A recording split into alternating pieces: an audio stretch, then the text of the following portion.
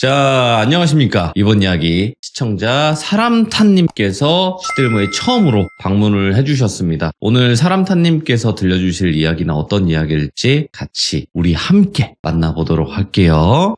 안녕하세요. 안녕하십니까. 네, 잘 들리시나요? 너무 잘 들리고 목소리가 굉장히 좋으신데요?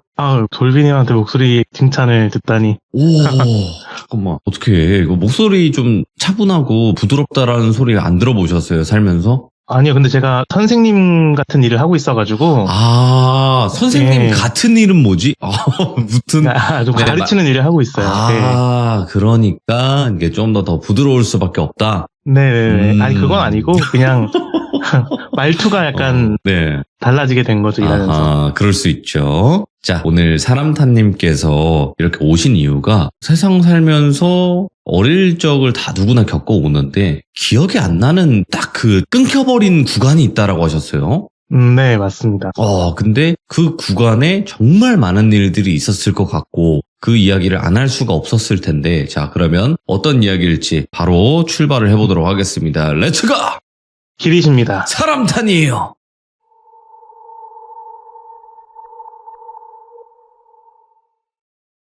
이 이야기는 일단 100% 저의 이야기입니다. 저는 일단 나이가 돌비님하고 또래예요. 근데 저희 나이쯤 되면은 아시겠지만 어제는커녕 오늘 아침 먹은 것도 약간 가물가물하거든요. 그쵸? 너무 뼈를 맞아가지고 아파요. 예. 근데 저는 이상하게 어릴 때의 기억이 되게 선명해요. 그러니까 특히 어린이집 다닐 때와 초등학교 때 기억이 되게 선명하거든요.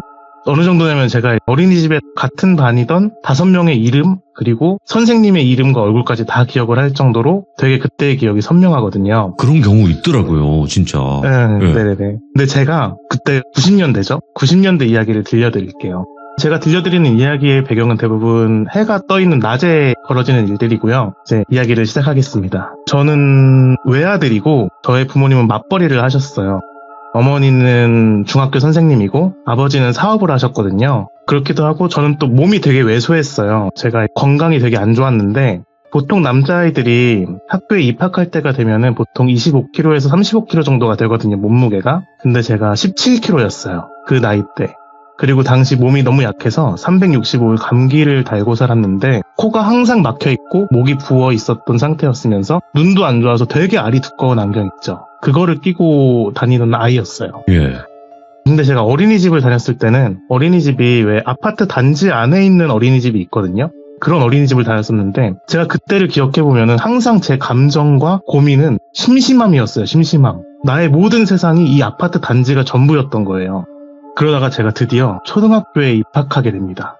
근데 초등학교는 버스로는 한 2정거장 되는 거리고 어린아이 걸음으로 한 20분에서 25분 정도 되는 거리였는데 등굣길은 엄마가 출근하시면서 저를 태워다 주셨고 하굣길은 제가 훨씬 학교가 먼저 끝나니까 걸어서 집까지 가게 되었는데 그게 전 너무 신났던 거예요. 제 세상이 아파트 단지 안에서 그만큼이나 커진 거죠.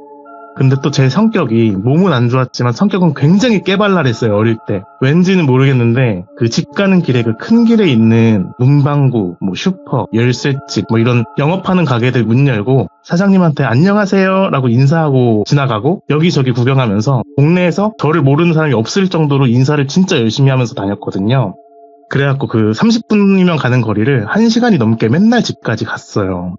그래서 제가 학교를 다닐 때쯤부터 저희 집에 외할머니와 외할아버지가 같이 살기 시작했는데 제가 그렇게 일찍 집에 가도 할머니 할아버지랑 뭐 하겠어요. 너무 심심하잖아요. 그래서 맨날 반지 안 돼 있는 놀이터에서 혼자 놀고 이러다가 엄마가 들어오기 전에 집에 들어가고 막 그랬었어요. 그러다가 문득 어느 날 생각을 하게 돼요. 제가 집에 가는데 그 맨날 가던 그 큰 길이 아니라 다른 길로 집에 가면 어떨까라고 생각을 한 거예요. 그럼 제 세상도 그만큼 넓어지는 거고 못 보던 것들도 볼 수 있게 되니까 그날 그 생각을 학교에서 했는데 집에 갈 때까지 너무 두근거리는 거예요. 그 탐험을 할 생각에. 근데 그 당시 90년대는 제가 서울에 살았었는데 서울이라고 해도 큰 길에서 조금만 옆으로 빠져도 굉장히 허름한 건물과 길들이 되게 많았어요. 그래서 제가 그날은 학교를 하면서 처음으로 큰 길에서 오른쪽 골목으로 빠져서 그 골목길로 들어가게 됩니다. 근데 그 골목이 생각보다 좀 넓었어요. 그게 술집이 있는 거리였는데 술집 골목이 낮이라서 되게 조용한 편이었는데 제가 왜 그 길을 딱 술집 골목으로 기억하냐면 그 콘크리트 바닥에 요새는 깨끗하지만 그 당시만 해도 바닥에 좀 야한 사진 같은 게 있는 명함들이 바닥에 쫙 깔려 있었어요. 막 사람들이 막 뿌린 그거 기억하시는 분들도 계실 거예요. 명함들. 근데 그것만으로도 저한테는 되게 충격적이고 재미가 있었거든요. 그러다가 그 길 좀 더 깊숙이 들어가니까 엄청 큰 간판을 달고 있는 나이트 클럽이 있었어요. 오? 근데 그 나이트 클럽이 문을 닫아가지고 폐 나이트 클럽이 되었는데 제가 그 건물을 들어가려고 했는데 문이 잠겨 있어서 들어가지는 못했고 그 건물 뒤로 가면 공터가 있었는데 그 공터에 아시는 분들은 계실지 모르겠지만 나이트 클럽에서 쓰는 큰 소파들이 있어요. 방마다. 근데 그 나이트 클럽이 문을 닫으면서 그 소파들을 그 공터에다가 다 내놓은 거예요. 근데 그냥 내놓은 게 아니라 그 소파들을 되게 높게 얼기설기 높게 쌓아서 올린 거예요. 아. 근데 어린 제 눈으로 봤을 때 그게 엄청나게 높고 엄청나게 딴 세상이었어요. 그래갖고 와 내가 이 산을 정복하고 싶다라는 생각에 처음엔 거기를 기어 올라가요. 예. 근데 조금만 올라가도 너무 흔들리고 떨어질 것 같고 그러니까 그거는 포기하고 제가 그 안을 기어서 들어가 보기로 해요. 얼기설기 있으니까 공간들이 있을 거 아니에요. 그래서 처음에 거기를 기어서 들어갔어요. 기어서 들어가는데 처음에 제일 느꼈던 감정은 그 오래된 소파가 또 오래 바깥에 있었으니까 비도 맞고 그랬으니까 특유의 쩐내랑 꿉꿉한 냄새가 막 나기 시작했는데 저는 전혀 개의치 않았죠. 왜냐면 저는 이미 동굴을 탐험하고 있었으니까. 예. 너무 신났거든요. 그러다가 그 안에서 어떤 조금 약간의 공간을 발견했는데 거기서는 제가 설 수 있었어요. 서고 심지어 거기 의자가 있었는데 의자에 앉아서 소파에 앉아서 다리를 뻗을 수도 있었어요. 물론 왜소해서 그럴 수 있었겠지만 거기 딱 앉아서 소파에다가 가방을 딱 벗어놓고 앉으니까 그렇게나 아늑할 수가 없는 거예요. 너무 아늑한 거야. 그리고 거기가 얼기설기 쌓여져 있었으니까 햇빛도 약간 들어오고 그래갖고 너무 아늑한 거예요. 근데 거기 앉아있으면 밖에 가끔 가다가 사람들이 지나다니는데 사람들이 지나다니는 게 어떤 실루엣으로 보여요. 틈으로. 근데 그 사람들은 제가 이 안에 있는 걸 모르잖아요. 그게 너무 신나는 거예요. 재밌고. 그래서 그때 느낀 감정으로 아 여기를 내가 아지트로 삼아야겠다라고 혼자서 마음을 먹어요. 그래서 거기서 기어 나오면서 그 길을 안 까먹으려고 표시도 해놓거든요. 그래갖고 그렇게 매일매일 거기를 아지트를 가면서 혼자 앉아서 노래도 하고 심지어 학교 숙제도 거기서 했어요. 오, 예. 그렇게 지내던 어느 날에 갑자기 아침에 엄마가 저를 학교에 데려다 주셔야 되는데 너 학교 안 가도 돼 이러는 거예요. 오늘 안 가도 돼 이러시는 거예요. 근데 좀 의아했는데 솔직히 그 나이 때 학교 안 가는 거 그렇게 크게 나쁘지 않거든요. 아침에 하는 뭐 어린이 프로그램도 더 볼 수 있고 예. TV도 하루 종일 볼 수 있고 아쉬운 거는 그 탐험도 못하고 아지트 못 가는 게 조금 아쉽긴 했었어요. 근데 그렇게 저는 이유도 모르게 2주 동안 학교를 안 갔거든요. 근데 의아하게 그 기간 동안에 저희 엄마도 학교로 출근을 안 하시고 집에 같이 계셨어요. 그러다가 한 2주쯤 지나서 엄마가 이젠 학교 가도 돼 이러면서 아침에 저를 학교에 데려다 주신 거예요. 뭐지? 예. 그래서 저는 또 아무렇지도 않게 다시 아지트도 들르고 다시 저의 탐험 생활이 시작됐죠.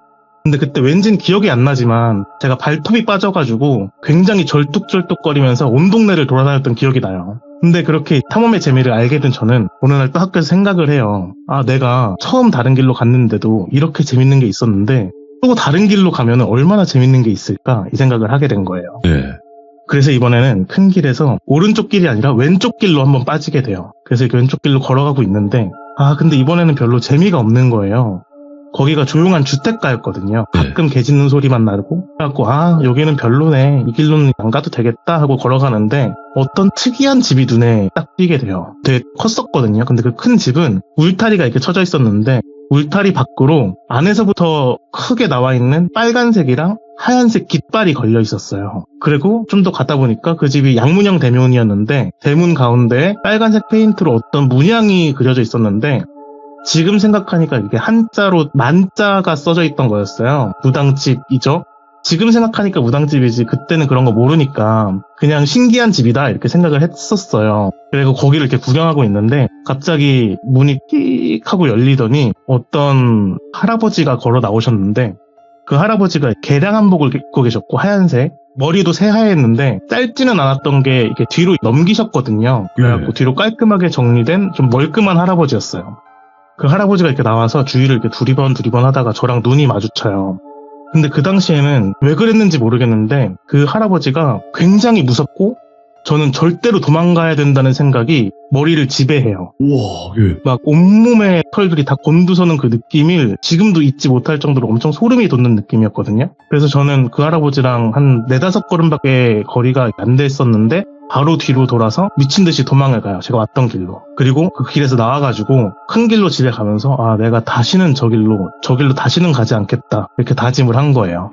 그리고 그 다음날에는 큰 길로 그냥 집에 가는데 똑같이 또 문방구도 열고 또 슈퍼도 열고 이러면서 인사하고 이렇게 집에 가는데 큰 길 인도한 가운데 그 하얀 할아버지가 서 있는 거예요. 근데 그때가 하굣길이어서 큰 길이기도 하고 사람들이 되게 많았거든요. 저희 학교 애들도 많았고 뭐 상가 근처라서 사람들도 많았고 버스들도 많이 다니고 이런 큰 길이었는데 그 할아버지가 딱 서 있는 걸 되게 멀리서 봤는데 그 할아버지만 다른 배경과 동떨어져 보이고 이질적으로 보이는 거예요, 저한테. 그리고 저는 본능적으로 알았어요. 저 할아버지가 나를 기다린다. 이거를 본능적으로 알았던 거예요. 저 할아버지가 나 때문에 저기 서 있는구나. 이렇게 딱 알고 제가 먼저 그 할아버지를 봤으니까 저는 바로 옆에 있는 상가로 숨어 들어가요. 숨어 들어가서 그 상가에서 계단으로 올라가면 그 큰 길을 내려다볼 수 있거든요. 창문으로. 그래서 그 창문 밑에 숨어가지고 벌벌벌벌 떨었어요. 막 손을 벌벌벌벌 떨었거든요. 그리고 진짜 얼마나 지났는지 모르겠는데 그 창문을 조심히 그 밑에서부터 살짝 밖을 내다보니까 한참 뒤였는데 그 할아버지가 안 보이는 거예요. 그래갖고 이제 집에 가도 되겠다 그러면서 그 길로 집으로 갔죠. 그리고 또 다음 날이 됐는데 그 할아버지를 제가 만날까봐 이번에는 그 큰 길 들어가자마자 이 상가 들어가서 창문으로 밖에 보고 또 건너편 상가 들어가서 밖에 보고 이러면서 천천히 집에 가요. 그러다가 오늘은 없나 보다 하고 그냥 걸어가는데 중간에 사람들이 많이 서 있는 버스 정류장을 지날 때부터 누군가 저를 뒤에서 따라오는 느낌이 계속 드는 거예요. 누가 따라온다 이 생각이 드는데 뒤를 못 돌아봤어요. 무서워서. 그러다가 큰 길을 지나서 저희 집 쪽으로 가는데 누가 제 어깨에 손을 탁 이렇게 올리는 거예요. 그래서 저는 거의 반사적으로 팩 하고 뒤를 돌아보니까 그 할아버지였어요. 하얀 할아버지. 그 할아버지가 저를 되게 무서운 눈으로 위에서 아래로 이렇게 딱 내려다보고 있는데 저도 모르게 그때 다리에 힘이 풀려가지고 그 자리에 주저앉았거든요. 주저앉아서 그 할아버지 이렇게 올려다보는데 그 할아버지가 저를 계속 이렇게 노려보는 거예요. 그러다가 시간이 얼마나 흘렀는지 모르겠는데 갑자기 눈에 힘이 딱 풀리더니 그 할아버지에 갑자기 저를 마주보고 이렇게 쭈그리고 앉으셨어요. 저를 마주보고 딱 앉으신 거죠. 그러더니 양손으로 제 양쪽 팔뚝을 이렇게 잡더니 꾹꾹 누르기 시작하시는 거예요. 갑자기 제 팔뚝을 꾹꾹 누르는데 그 힘이 제가 느끼기에는 제가 아프다거나 괴롭다거나 이런 느낌이 아니라 이 사람이 좀 열심히 나를 주무르는구나 라고 생각이 들 정도의 힘이었어요. 그래가지고 제가 그 상태에서도 그 할아버지가 저를 계속 뚫어지게 보는데 저는 눈을 피했거든요. 무서워서. 근데 제가 그 상태에서도 계속 손발에 힘이 안 들어가고 벌벌 떨고 있었는데 어느 순간에 갑자기 피가 확 돌면서 따뜻해진다는 느낌 아시나요? 알죠. 왜 손에 전기 오게 한다고 꽉 쥐었다가 피통하게 했을 때 그 느낌이 온몸에 확 도는 거예요. 그러면서 제 긴장이 확 풀리면서 제가 힘을 탁 빼니까 그 할아버지가 저를 양쪽 손으로 주물러 주시던 그 손 그대로 이렇게 세워주시면서 괜찮니? 이렇게 물어보시는 거예요. 근데 제가 딱 그 순간을 절대 잊지 못하는 이유가 하나가 있어요. 제가 제 기억상으로는 살면서 딱 일어섰을 때 그 순간에 처음으로 코로 숨을 쉬었던 순간이었어요. 코가 뚫리면서 그때 맨날 막혀있던 코로 처음으로 숨을 쉬었거든요. 그래서 되게 기분이 좋다고 상쾌하다고 느끼고 있었는데 할아버지가 저한테 이름을 물어봤어요. 너 이름이 뭐니? 그래서 저는 똘비예요 이렇게 대답을 했거든요. 근데 그 할아버지가 저한테 이렇게 사탕을 꺼내서 쥐어주시면서 우리 집 어딘지 알지? 심심하면 놀러와 이러면서 저한테 사탕을 쥐어주셨는데 청포도 사탕이었어요. 그래서 그 할아버지는 그렇게 가시고 저는 거기서부터 집에 가면서 그 사탕을 까먹는데 그 사탕이 너무 달고 맛있는 거예요. 제가 원래 코로 숨을 못 쉬어가지고 사탕같이 입에다가 뭘 물고 있는 걸 잘 못했어요. 침도 막 흘리고. 그런데 그런 상황에서 코로 처음으로 숨을 쉴 수 있게 되면서 먹는 사탕이 그렇게 맛있을 수가 없었어요.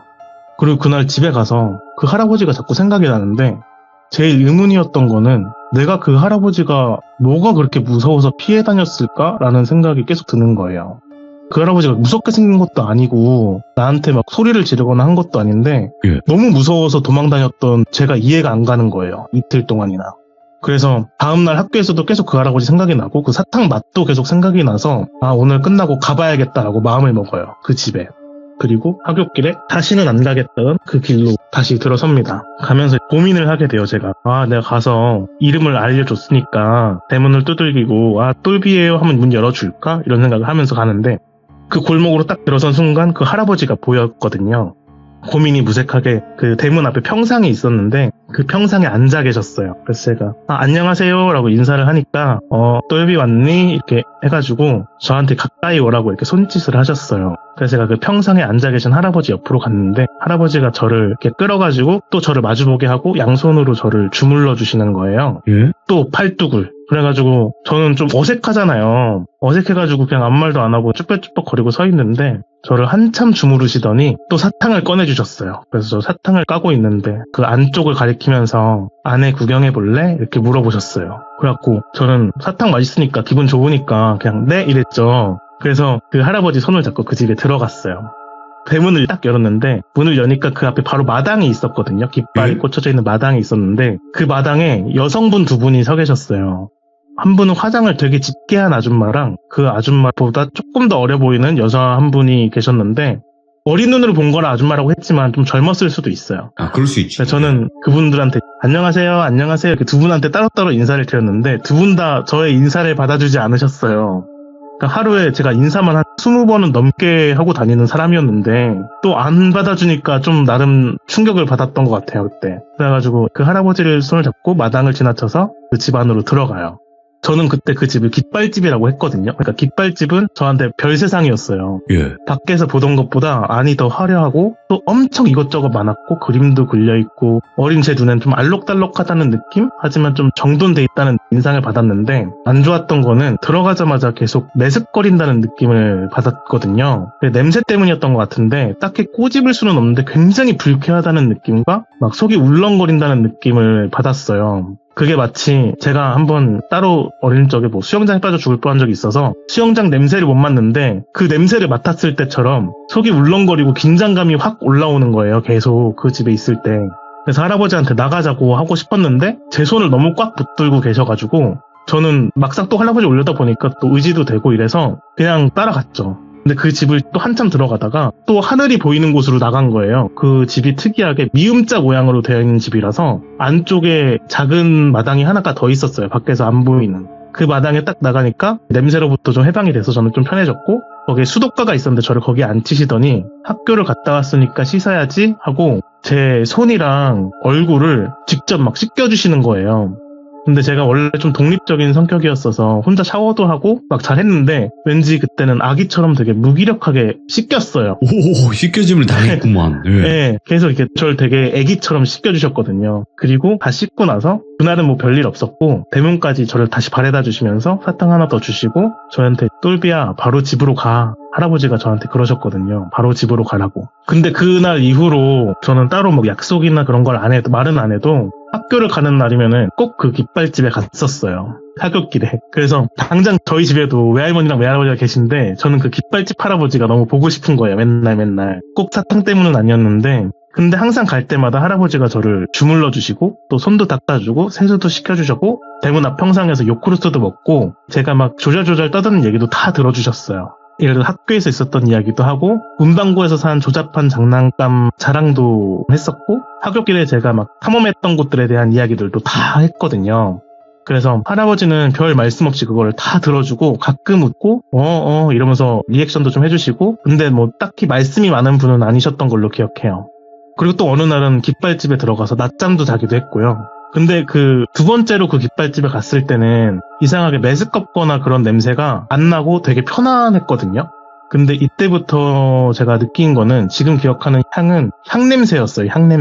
향냄새를 맡았는데 네. 그 할아버지 몸에서도 향냄새가 항상 났고 그 집에서도 그 향냄새가 항상 나서 저도 지금까지 그 향냄새를 좀 좋아하거든요. 그때 기억 때문인지. 그래서 그렇게 지내다가 근데 또 막상 집에 가면은 엄마랑 할머니 할아버지한테 그 깃발집에 대한 얘기는 단 한마디도 하지 않았어요. 왜냐면은 워낙 엄하기도 하셨고 왠지 말하면 혼날 것 같은 느낌을 제가 어린 마음에도 받았던 것 같아요. 네. 근데 저희 어렸을 때는 학교를 주 6일을 갔어요. 토요일도 학교를 갔거든요. 근데 수요일하고 토요일은 급식을 안 먹고 집에 일찍 가는 날이었어요. 그래서 그때가 수요일인지 토요일인지 모르겠는데 좀 일찍 끝나는 날이어가지고 오늘은 아지트를 들렀다가 깃발집을 가자 이렇게 제가 계획을 세운 거예요. 그래서 처음에 학교가 끝나고 아지트를 먼저 갔죠. 근데 그 나이트클럽 뒤 공터로 딱 갔는데 소파들이 싹 사라진 거예요. 소파 더미가 모두 다 사라져가지고 그 공터의 턱에 앉아가지고 제가 굉장히 허무하게 슬퍼했던 기억이 나요. 그래서 거기 한참 있다가 깃발집이나 가야겠다 그리고 깃발집으로 갔죠. 그리고 또 그날도 항상 하던 패턴대로 주물름 당하고 그리고 세수랑 씻김 당하고 그리고 할아버지랑 있다가 할아버지한테 그 아지트가 없어졌다고 너무 슬프다고 이런 얘기도 하고 그렇게 그날은 또 지나갔어요. 근데 그렇게 또 며칠 뒤에 네. 엄마가 어떻게 알았는지 저한테 너 학교 끝나고 어디 이상한 데 가니? 오? 이상한 집 들어가고 막 그러니? 이렇게 물어보는 거예요. 예? 근데 처음에는 갑자기 저한테 그렇게 물어보니까 처음엔 되게 부정을 했어요. 근데 결국에는 깃발집에 대한 얘기를 모두 털어놓게 돼요. 제가 뭐 할아버지를 만나서 그 할아버지랑 놀고 그 깃발집에 있었고 어디에 있는 깃발집이고 이렇게 다 얘기를 하게 되거든요. 근데 그 말을 딱 들으신 엄마가 되게 화를 내시면서 저를 집에다 두고 저녁에 밖으로 나가셔요. 예. 그리고 며칠 뒤부터 제가 학교가 끝나면은 교문 앞에서 픽업차가 오는 태권도장을 엄마가 억지로 등록하게 시켰거든요. 그래갖고 학교 끝나면은 그 픽업차 타고 태권도장을 갔다가 어머니가 그 태권도장에 데리러 오면은 바로 집으로 가고 약간 이 생활이 반복이 돼서 깃발집을 못 가게 돼요. 탐험도 못 하게 되고. 그렇게 2학년이 되고 저는 이사를 하게 돼요. 그리고 깃발집에 대한 그림도 서서히 사라지게 되죠. 그리고 이사를 가던 시기부터 제가 좀 달라지게 돼요. 달고 살던 감기가 싹 사라졌고 말라있던 제가 약간 소화비만 정도까지 살도 찌고 키도 커요. 그리고 알이 두꺼운 안경도 벗게 되고 성격도 되게 산만했었는데 차분해지게 되거든요. 그리고 나중에 고등학교쯤 됐을 때 생각이 나가지고 그 깃발집을 찾아갔었는데 버스를 타고 더 이상 그 집에는 깃발이 걸려있지 않게 돼요. 그리고 또 잊고 지내게 되죠. 그러다가 또 시간이 흘러서 제가 군대를 갔다 와서 전역하고 엄마랑 단둘이서 술을 마시면서 이야기를 할 기회가 생겨서 막 이 얘기 저 얘기 하다가 제가 문득 그 깃발집에 대해서 물어봐요, 엄마한테. 혹시 초등학교 1학년 때 그 일 기억나? 이러면서 물어보니까 엄마가 진짜 한참 동안 생각을 하시다가 말이 없다가 저한테 그때 정말 많이 힘들었다 하면서 그때 이야기를 해주세요. 와, 어머니 시점이다 이제. 네, 이제부터는 저희 어머니의 기억이에요.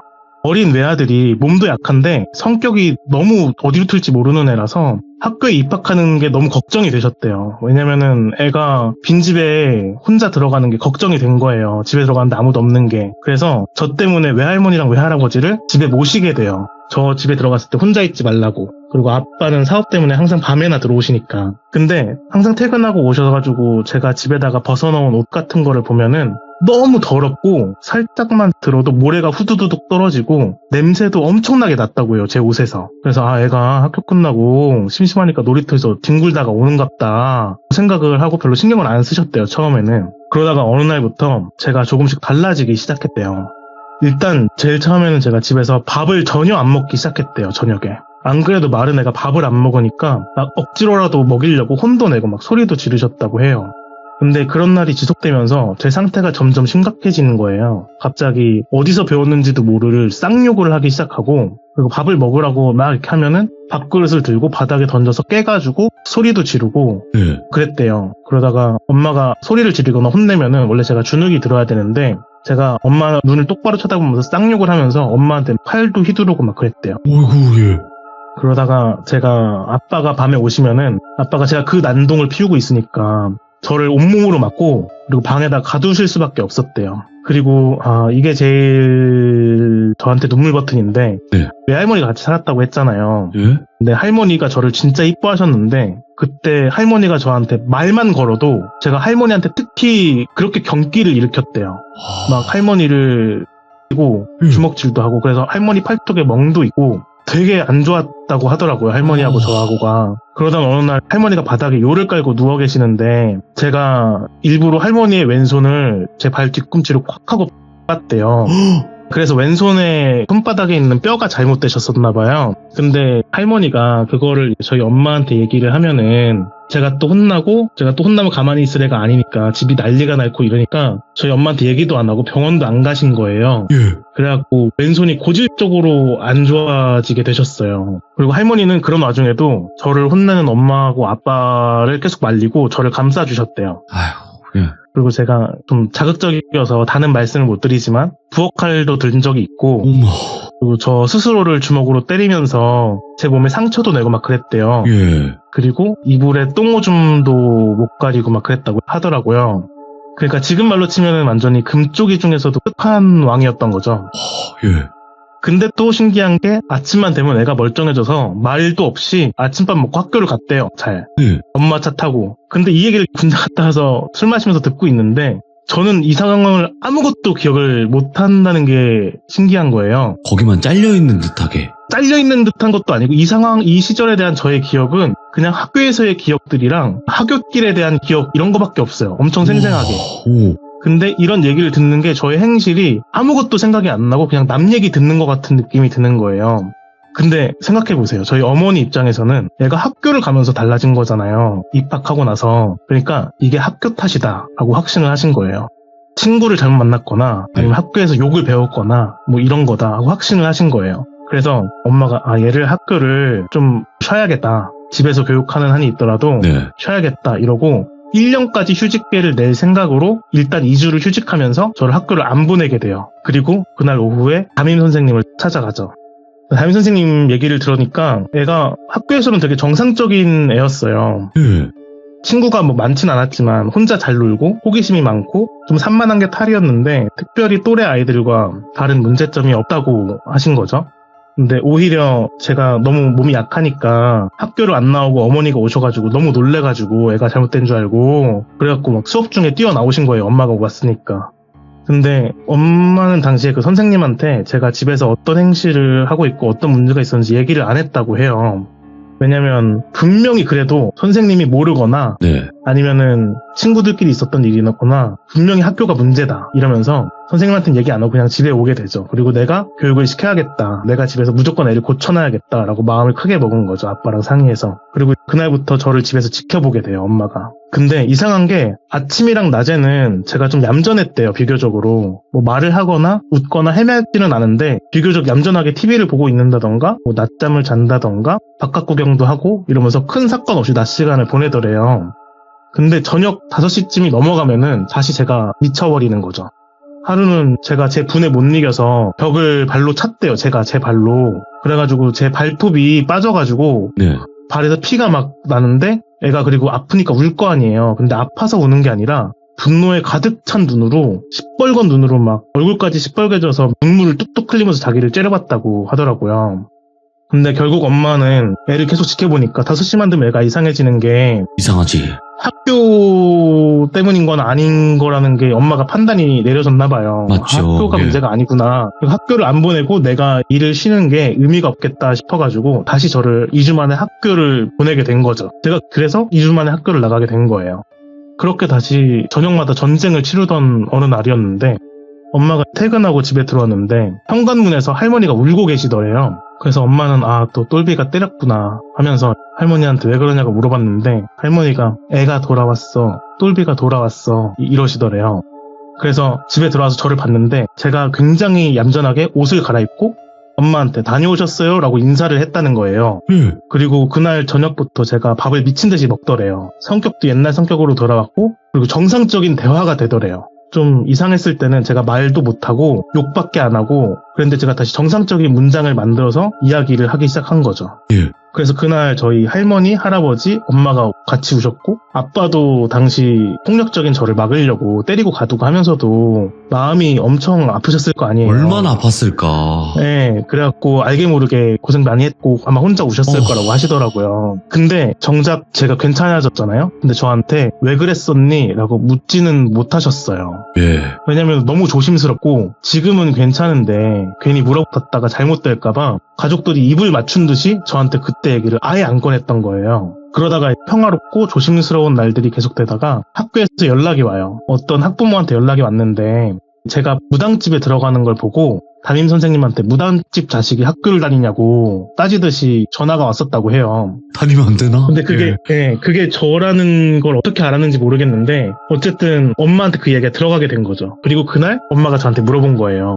너 어디 가냐고. 근데 그때 저희 집안이 되게 독실한 천주교 집안이거든요. 저도 태어날 때부터 유아 세례를 받아서 세례명이 있어요. 근데 어머니는 깜짝 놀라가지고 그때 저에게 물어보고 추궁을 하게 됐고 얘기를 들으시고는 놀라가지고 그 무당집을 그날 저녁에 찾아가신 거예요. 근데 어머니 말로는 저녁에 갔을 때 그 할아버지는 안 계셨고 아줌마만 계셨는데 그 아주머니가 무당분이셨대요. 그리고 할아버지 물어보니까 낮에 계시던 할아버지는 어머니 말에 따르면 그냥 그 무당분이 어르신이라고 부르는 분이었대요. 네. 그리고 엄마가 가자마자 그 무당한테 자기는 똘비 엄마고 똘비가 여기를 들락거린다는 얘기를 듣고 놀라서 왔다 이렇게 얘기를 했대요. 그 무당 아줌마가 이렇게 됐다가 아 그럼 일단 들어오세요 하셔가지고 마주보고 앉게 돼요. 그리고 무당이 어머니한테 얘기를 해주시는 거예요. 아이가 이상한 곳에서 나쁜 걸 묻혀서 돌아다니길래 우리가 기도를 좀 해줬어요. 어머님 걱정처럼 아이에게 나쁘거나 해가 될 만한 일은 한 적이 없고 단지 아이 몸이 괜찮아질 때까지 어르신이 돌봐주고 놀아주면서 사탕이나 좀 나눠준 게 다예요. 이렇게 말씀을 하시는 거예요. 그리고 또 이제 아이가 괜찮아진 듯한데 멀쩡하고 평범한 아이가 무당집에 이렇게 들락거리는 게 아이에게도 나중에 좋을 게 없어요. 그러니까 아이가 좋아하고 어르신도 똘비를 좋아해서 오면 잠시 놀아주시기는 하는데 어르신도 애한테 오지 말라고 못한다고 하는 거예요. 네. 아이가 상처받을까봐 걱정하시는 거예요. 그러면서 이제 마지막으로 이 동네가 점점 번화하고 겉은 번지르르 해져가도 험한 게 많은 동네예요. 헐. 근데 아이가 아주 약한 아이가 이 동네를 사방팔방 다 돌아다닌 거죠. 그래서 어르신이 돌아다니면서 청소를 하시는데 준비가 되면 이 동네에서 이사를 가시는 게 좋을 것 같아요. 그럼 아이가 더 괜찮아지실 테죠. 이렇게 얘기를 하신 거예요.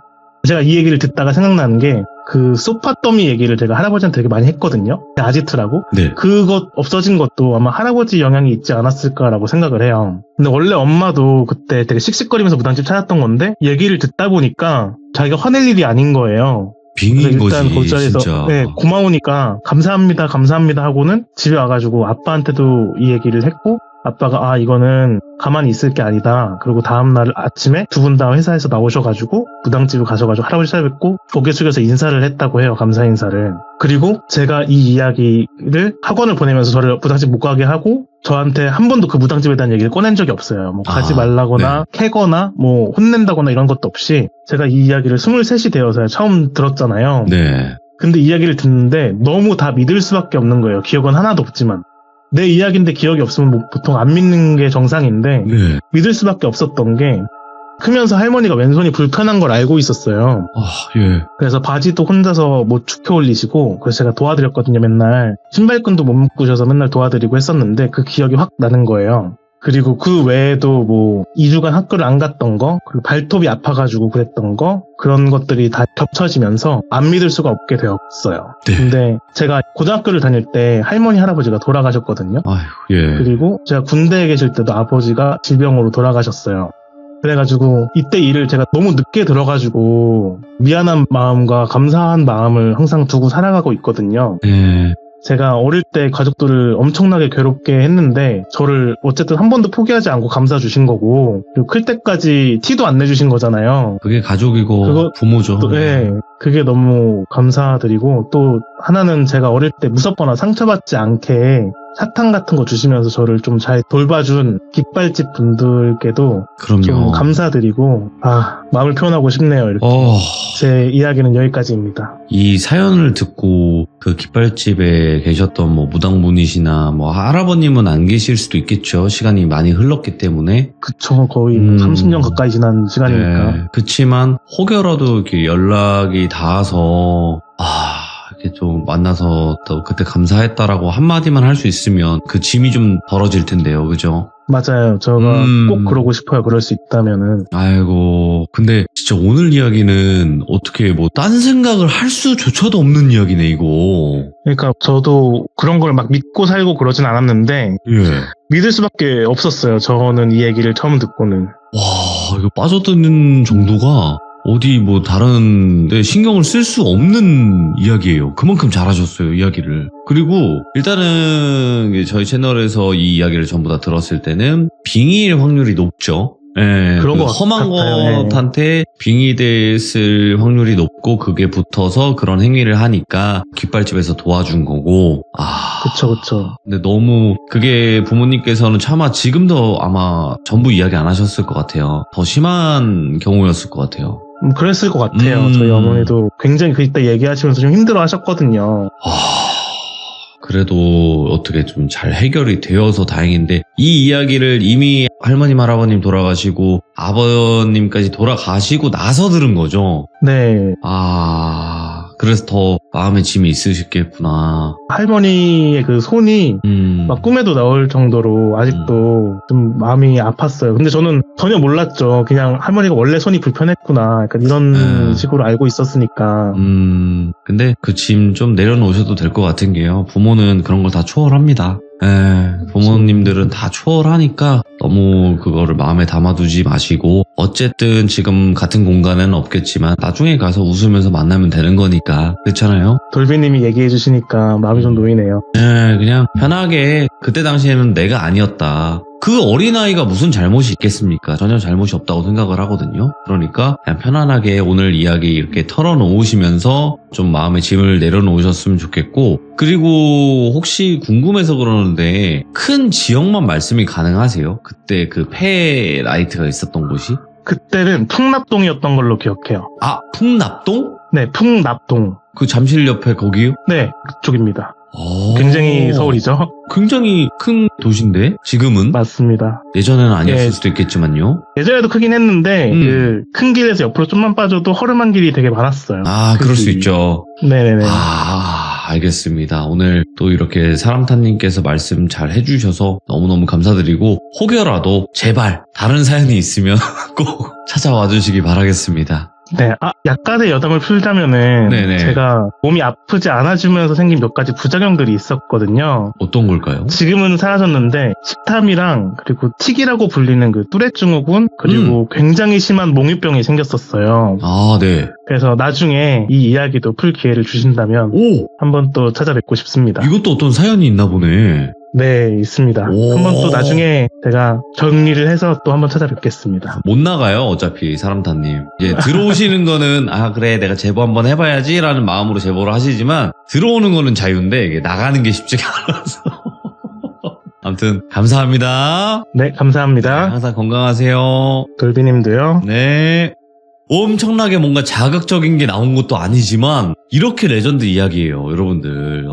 진짜 어디 무슨 잠깐 뭐 하고 계신 분들도 아마 다 들렸을 겁니다, 이번 이야기. 그리고 머릿속에 상상이 쫙 되면서 그 그림이 그려지면서 뭐 깃발집의 그 할아버지 아니면 뭐 그 폐 나이트의 그 소파로 된 산더미 이런 거 다 머릿속에 그려졌을 거라고 생각을 해요. 그래서 다음에 또 다른 이야기 들려주신다고 하니까 많은 응원 부탁드리도록 하겠습니다. 감사합니다.